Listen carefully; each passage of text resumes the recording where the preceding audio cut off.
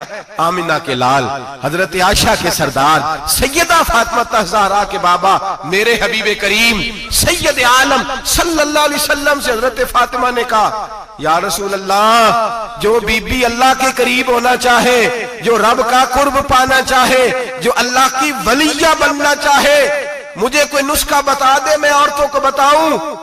तो मेरे हबीब ने फरमाया, जो बीबी जितना घर के अंदर रहेगी, जितना घर के अंदर रहेगी, जितना घर के अंदर रहेगी, उतना ही वो अपने रब के करीब होती जाएगी, उतना ही अल्लाह का कुर्ब पाती जाएगी, उतना ही रब करीम की वलिया होती जाएगी, उतना ही अल्लाह तबारक व तआला उसे अपनी कुर्ब की मनाजिल तय फरमाएंगे। जितनी वो घर के अंदर रहेगी उतनी अल्लाह के करीब रहेगी, और जितनी सज धज के बाहर निकलेगी, जितनी सवरेगी, उतनी वो अल्लाह से दूर होती जाएगी। जितने कदम उसके घर से दूर निकलेंगे, उतने ही कदम उसके अल्लाह के कुर्ब से दूर होते जाएंगे, उतने ही कदम। माएं, तुम्हारी दुआएं कबूल होंगी, मेरी माओ तब कबूल होंगी जब तुम घर में रहोगी। बेटियों, रब करीम का कुर्ब उस वक्त नसीब होगा जब तुम घर के अंदर रहोगी। तुम भाई के लिए मांगोगी तो अल्लाह तुम्हें देगा, बेटे के लिए मांगोगी तो अल्लाह तुम्हें देगा, शोहर के लिए मांगोगी तो अल्लाह तुम्हें देगा। अगर चाहती हो कारोबार बढ़े, अगर चाहती हो रिस्क में बरकत हो, अगर चाहती हो तुम्हारे घरों में अमन हो, सुकून हो, जो तुम मांगो अर्श का मालिक तुम्हें अता करे, तो फिर मेरे रसूल ने नुस्खा बतलाया है, फिर मेरे करीम ने बतलाया, घरों में बैठी रहना। जितनी घरों के अंदर रहोगी उतना ही अल्लाह ज्यादा दर्जा अता फरमाएगा, तुम्हारी दुआएं कबूल करेगा, तुम्हारी इल्तिजाएं अल्लाह मानेगा। मेरे भाइयों, मेरे अजीजों, औरत के साथ जो जुल्म इस मुआशरे में हो रहा है, बेपर्दगी का तूफान है, तूफान है बेपर्दगी का। एक बुजुर्ग थे, दरवेश से, सादे से, वो आई साहब के पास अक्सर आया करते थे, तो थे बड़े सादे और थे बड़े नेक, पढ़े हुए नहीं थे, जाग रहे आप हजरात, नेक बड़े थे। तो एक दिन ना पर्दे पे बहस हो रही थी, बैठे थे कुछ लोग, तो बात कर रहे थे, कह रहे थे कि जनाब औरत को निकाब पहनना चाहिए, बुर्का ओढ़ना चाहिए, कुछ कह रहे थे टोपी वाला बुर्का अच्छा है, कुछ कह रहे थे फलां ज्यादा अच्छा है। बातें हो रही थी, कोई आयत पढ़ रहा था, कोई हदीस पढ़ रहा था, उलमा बाबा जी सादे से बीच में बैठे थे। मैंने उनकी तरफ तवज्जो की, मैंने कहा बुजुर्गो आप भी तो कोई जवाब देना। कहने लगे मौलवी साहब मुझे हदीसें नहीं आती।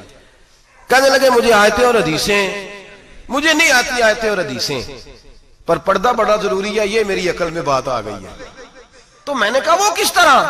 कहने लगा ये तो छोटे से बच्चे की भी अकल में आ जाती है। मैंने कहा साहब हमें भी समझा दें, चले हमें को बात मिल जाए। आप चले, अगर आपने इल्म नहीं पढ़ा तो उम्र तो आपकी ज्यादा है ना, आपने बुजुर्गों से बातें सुनी है। तो कहने लगे बेटा मेरा छोटा सा पोता है, वो बाजार से टाफी खरीद के लाता है, अगर टाफी के ऊपर से कागज उतार देता है ना, तो टाफी में मक्खियां बैठनी शुरू हो जाती है, टाफी पे मक्खियां बैठ जाती हैं। जब तक उसके ऊपर वो लिफाफा रहता है, कागज रहता है, उस पे मक्खियां, अल्लाह करे आपको समझ आए, अल्लाह करे आपको समझ आए, अल्लाह करे उस दरवेश की बोली टकरा जाए। कहने लगे जब तक तो उसके ऊपर कागज रहा तब तक उस पे मक्खियां, और जब उसके ऊपर से कागज उतर गया तो मक्खियां बैठ गई। कहने लगे 4 साल का मेरा पोता, मैंने मिन्नत कर दी कि खा लो।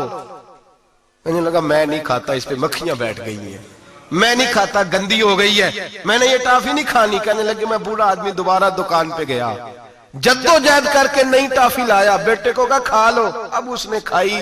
कहने लगे मुझे समझ में आ गई, जो बीबी पर्दा करेगी उस पे मक्खियां नहीं बैठेंगी, जो औरत पर्दा करेगी उस पे मक्खियां, और अगर उस पे मक्खियां बैठ गई तो फिर वो किसी के लिए काबिल कबूल है। और अगर पर्दे में छुपी रही, अगर पर्दे में छुपी रही, और भाई कीमती चीजों को गुलाब चढ़ते हैं, किसी ने कभी केमिस्ट्री गुलाब पे नहीं छुपाई, फिजिक्स नहीं छुपाई, कभी किसी शायर अदीब ने अपना लिखा हुआ शायरी का कलाम नहीं छुपाया।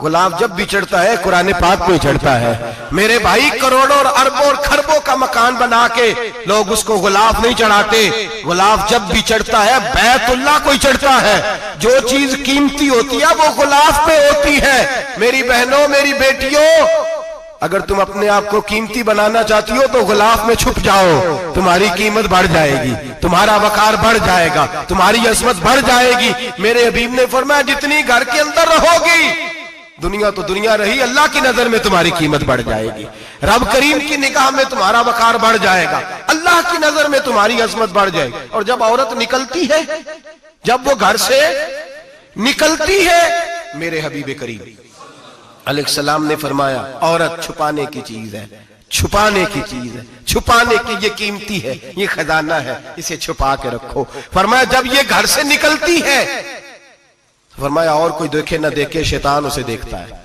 शैतान वसवसा अंदोजी करता है, शैतान उसे देखता है। और हबीब करीम सैयद आलम सल्लल्लाहु ताला अलैहि वसल्लम जब बात करते थे, जब लफ्ज बयान करते थे, मोहताज जुमले बोलते थे, बड़ा कम, रहमतुल्लिल आलमीन नबी की जुबान से बड़ा कम सख्त जुमले निकलते थे। मेरे हबीब ने लफ्ज अदा किए, सख्त जुमले। मेरे करीम ने फरमाया जो औरत, ये जो माए बहनें सुन रही हैं, खुदारा आगे पहुंचाएं, आप भी घर में जाएं तो ये वाला बाज अपने घर में पहुंचाएं, सुनाएं, खुदारा सुनाएं, खुदारा। रोज एक कयामत टूटती है और मेरे भाई लाखों इज्जतदार लोग अपने तकिए पे मुंह रख रख के रोते हैं, इसलिए कि वो बच्ची जिसके बारे में कहते थे हमें एतबार है, एतबार, एतबार का लफ्ज बोल के बाप जो जुल्म करता है अपनी बेटी पे, भाई एतबार का लफ्ज बोल के जुल्म करता है बहन पे, एतबार का जुमला बोल के ज्यादती करते हैं हम अपनी जानों पर। हजरत जुनैद बगदादी सूफिया के सरखील सूफिया के, उनसे एक शख्स कहने लगा मुझे बेटी पे एतबार है, मैं उसको फलां जगह दाखिल ना करा दूं, पढ़ ले। आप फरमाने लगे तुझे एतबार है तो क्या अल्लाह के रसूल को एतबार नहीं था? ये तूने कैसा लफ्ज बोला, तुझे एतबार है, नबी पाक को नहीं था? मेरे महबूब के पास हजरत आयशा सिद्दीका बैठी थी, और वो बीबी जिसको कुरान कहता लस्तुन्ना कहदम मिनन निसा, तुम्हारे जैसी दूसरी कोई हो सकती नहीं। मेरे महबूब के पास हजरत अफसा बैठी थी, जनाबे सौदा बैठी थी, इससे बढ़कर भी किसी को एतबार होगा जिनको कुरान कह दें जैसी दूसरी हो ही नहीं सकती। हजरत अब्दुल्ला बिन मक्तूम नाबीना से अभी आए, ओ भाई नाबीना, दिल की आंखें खोल के सुनो, नाबीना से अभी, नाबीना आंखों से नजर नहीं आता, हुजूर की बारगाह में आए, मुझे एतबार है बेटी पे, मुझे एतबार है, संदल की बनी हुई बेटी है, हूर है तेरी बेटी, उसके करीब गुनाह नहीं जाता, ये तू ज्यादती कर रहा है अपनी बेटी पे, ये जुमला बोल के तू जुल्म कर रहा है, तू जालिम और फाजर हो गया जब तूने ये कहा कि मुझे एतबार है। मेरे हबीबे पाक से बढ़कर किसको एतबार होगा? मेरे करीम रसूल सैयद आलम नूर मुजस्सम सल्लल्लाहु ताला अलैहि वसल्लम ने फरमाया, हजरत आयशा थी, हजरत अफसा थी, हजरत सौदा थी, अब्दुल्ला इब्ने मक्तूम नाबीना आए तो मेरे नबी ने फरमाया बीबियों पर्दा करो, बीबियों बोल के बताइए, बीबियों, सारे बोलिए बीबियों, अल्लाह करे ये आवाज गूंज जाए पूरे मुआशरे में, बीबियों। मेरे नबी ने जुमला कहा बीबियों पर्दा कर लो, पर्दा करो, नजरें झुकाओ, नकाब ओढ़ो। एक जौजा बोली हुजूर उन्हें तो नजर नहीं आता, वो तो बेचारे नाबीने हैं। तिरमिजी में हबीबे पाक के लफ्ज सुनिए, या रसूल अल्लाह उन्हें तो नजर नहीं आता। मेरे रसूल ने फरमाया तुम्हें तो नजर आता है ना, तुम तो अंधी नहीं ना, वो एक मर्द आया है, वो एक सहाबी आया है, तुम्हें तो नजर आता है, तुम्हारी आंखें तो है, उसे फितना आए ना आए तुम्हें नजर आता है, खबरदार पर्दा करो, आंखें झुकाओ, चेहरों पे नकाब डालो।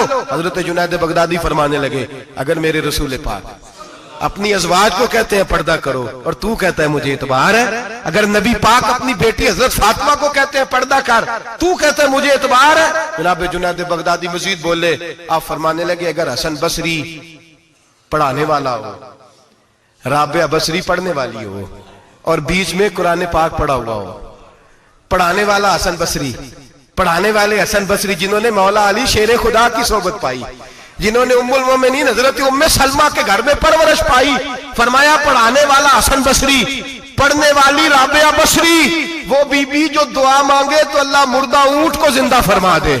फरमाया पढ़ाने वाला हसन बसरी हो, पढ़ने वाले राबिया बसरी हो, और जो पढ़ा जाए वो कुरान हो। फरमाया कसम अल्लाह की इज्जत की, मैं फिर भी उन्हें पढ़ने पढ़ाने की इजाजत नहीं देता, मैं फिर भी उन्हें तन्हाई में बैठने की इजाजत नहीं देता, मैं फिर भी उन्हें अकेले रहने की इजाजत नहीं देता, इसलिए कि ये हसन बसरी हैं और मना करने वाले इमामुल अंबिया हैं, इसलिए कि ये राबिया बसरी हैं और मना करने वाले सैयदुर रुसल हैं, खबरदार फिर भी इजाजत नहीं। मेरे नबी करीम अलैहिस्सलाम बोले, हुजूर की बारगाह में से अबा ने अर्ज किया या रसूल अल्लाह सल्लल्लाहु अलैहि वसल्लम, अगर कोई नेक आदमी किसी नेक औरत के साथ बेपर्दा हो, नेक आदमी, वो पीर गुनाहगार नहीं जिसके पास बीबियां जाती हैं, वो गुनाहगार नहीं, वो तो मुजरम है, वो खाली गुनाहगार नहीं, वो तो पापी है। वो खाली गुनाहगार नहीं, वो तो दीन का डाकू है। डाकू वो तो फासिक है, वो तो दीन की हदें तोड़ने वाला है। वो तो उसको तो घसीटा जाएगा कयामत के दिन। जो औरतों से बेपर्दा मिलता तो घसीटा जाएगा।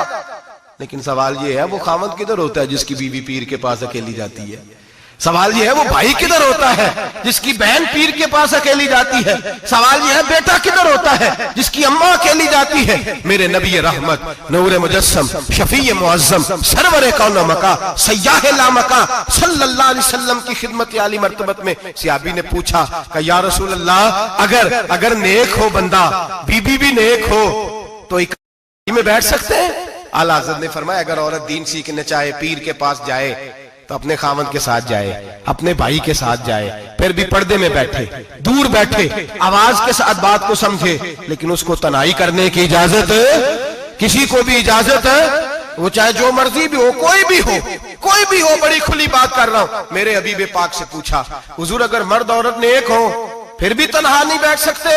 मेरे महबूब ने फरमाया, अगर जकरिया के बेटे याहया हो और ईसा की वालदा मरियम हो तो फिर भी मैं उन्हें तन्हा रहने की इजाजत नहीं देता। फिर भी उन्हें तन्हा रहने की मैं इजाजत नहीं देता, फिर भी इजाजत नहीं है। जब मेरे रसूल पाक सल्लल्लाहु अलैहि वसल्लम ने इतनी पाबंदी लगा दी, जब बात हजरत हसन बसरी और राबिया बसरी की आ गई, जब बात जनाबे मरियम सलामुल्लाह अलैहा और जनाबे सैयदना जकरिया अलैहिस्सलाम की आ गई, जब यहां तक बात पहुंच गई तो फिर तू मॉडर्न है, फिर तू ज्यादा एतबार वाला है कि तेरी बेटी यूनिवर्सिटी ड्राइवर के साथ जाती है? फिर तूने कहां से वो उसके अंदर नूर भर दिया है कि तेरी बेटी अकेली घूमती है? फिर कहां तूने ये बात समझ लिया है कि तेरी बच्ची जहां मर्जी तन्हा रहती है? फिर तू कहां से वो कुव्वत लाया? ये तालीम है? इकबाल ने कहा, यार मशरिक हवस में गलता, शबाब उरिया शराब इसियां, इसे भी देखो गरी के इसियां, हम ऐसी तहजीब क्या करेंगे? और इकबाल कहने लगे, तुम्हारी तहजीब खुद अपने खंजर से खुदकुशी करेगी, इसलिए कि जो शाख नाजुक पे बनेगा आशियाना वो ना पायदार होगा। मेरे भाई, हम लोग पहले हाथ में आग का अंगारा देते हैं, फिर कहते हैं बेटे तूने जलना नहीं। हम पहले उसको सारी सहूलियात देते हैं, फिर कहते हैं तूने बिगड़ना नहीं। मेरे नबी रहमत, नूर मुजस्सम, शफी मुअज्जम सल्लल्लाहु अलैहि वसल्लम ने फरमाया, जो बीबी बन संवर के बाजार जाए, मेरी तरफ देखे, आंखें खोल के देखे, ये हदीस आपने सुनानी है। इंशाल्लाह बोलिए, सुनाएंगे इंशाल्लाह ताला? बोल के इंशाल्लाह कहिए, आपको सवाब होगा। सुनाएंगे इंशाल्लाह? मेरे नबी करीम सल्लल्लाहु अलैहि वसल्लम ने फरमाया, जो औरत बन संवर के बाजार जाए, अब तो खैर बीबियां बुरका पहन के जाती, बुरके पे भी कढ़ाई की है, बुरके पे भी काम कराया, बुरके पे जो काम और नक्श निगारी हुई है वो 10,000 की है। बुरका पर्दे के लिए पहना था, दिखाने के लिए। ये कैसा बुरका है कि उसने बुरका भी पहना हुआ है और बुरका भी उसने फैशन वाला पहन लिया? ये किस तरह का? इस तो पर्दे को पर्दे की जरूरत पड़ गई। ये कैसा पर्दा है कि जो पर्दे को पर्दे की जरूरत है? बुरका तो इसलिए होता है कि मुझे देखे कोई ना, और इसने तो पहना ही इसलिए कि जरा लोग देखें तो सही, मैंने कितना कीमती पहना है। इस हिजाब को हिजाब की जरूरत पड़ गई। मेरे हबीब पाक अलैहिस्सलाम ने फरमाया, बिला जरूरत औरत को इजाजत है, बीमार हो तो डॉक्टर के पास जाए, औरत को इजाजत है, जरूरत पड़ जाए, घर में सौदा सलब ना आता हो तो लेने चली जाए, औरत को इजाजत है। अगर गवाही की जरूरत पड़ जाए तो पर्दा करके काजी अदालत के पास गवाही देने जाए, औरत को इजाजत है हज पे जाए, औरत को इजाजत है उम्रे पे जाए, औरत को इजाजत है कि अगर किसी वक्त जिहाद के लिए औरतों की जरूरत पड़ गई तो हजरत फातिमा और जनाब आयशा की सुन्नत अदा करे, जिहाद को जाए। लेकिन अगर औरत मौज करने जाए और रोज कहे वो देखे ना, फलां पार्क में थे, आप तो कभी गए ही नहीं, फलां जगह थे, आपके पास तो फुर्सत ही नहीं, फलां मेरी सरगोदे वाली बहन का खामन तो रोज लेके जाता है, आपने तो कभी तवज्जो नहीं फरमाई। रोज पैगाम देती रहे। मेरे हबीब करीम सैयद आलम सल्लल्लाहु अलैहि वसल्लम ने फरमाया, जो बीबी बन संवर के बिला जरूरत बाजार जाए, नबी पाक अलैहिस्सलाम ने फरमाया, एक कदम वो उठाएगी तो उस पर अल्लाह की लानत बरसेगी, फरिश्तों की लानत बरसेगी, जमीन वाले लानत बरसाएंगे, आसमान वाले लानत बरसाएंगे। और मेरे हबीब बोले तो फरमाया, जब अल्लाह की लानत बरसेगी तो मैं भी उस बीबी पे लानत ही करूंगा। जो बीबी